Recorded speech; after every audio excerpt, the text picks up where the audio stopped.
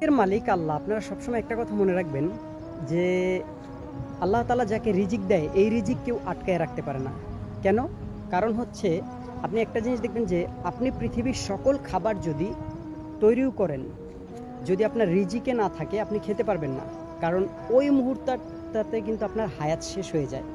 আপনার যদি আপনি সকল ধরনের খাবার অনেক ধরনের আয়োজন করলেন, ওই সময় যদি আপনাকে মালিকুল মউত এসে বলে আপনার সময় শেষ, তখন আপনি খাবারটা খেতে পারবেন?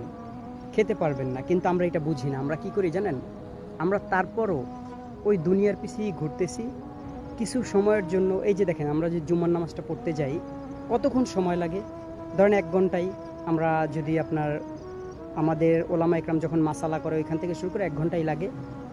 এই সময়টা আমার কাছে নাই।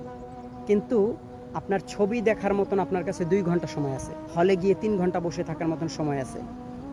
দুনিয়াবি কাজ করার জন্য আপনার কাছে প্রচুর সময় আছে।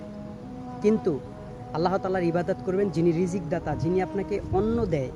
আপনি কাজ না করলেও খাওয়ায়, কাজ করলেও খাওয়ায়। দেখুন যারা প্রতিবন্ধী যেভাবেই হোক আল্লাহ তাআলা তাদেরকে খাওয়ায় না? যারা দারিদ্র তাদেরকে খাওয়ায় না? হয়তো কি হয়, কেউ ভালো কেউ খারাপ, কিন্তু সবাই খাইতেছে। কারো ক্ষুধা পেটে নেই। আল্লাহ তাআলা ক্ষুধা সবার নিবারণ করতেছে, কিন্তু তাকেই আমরা চিনি না। অথচ আমরা দুনিয়াভর দুনিয়ার যত কাজ কাজ কাজ নিয়ে ব্যস্ত।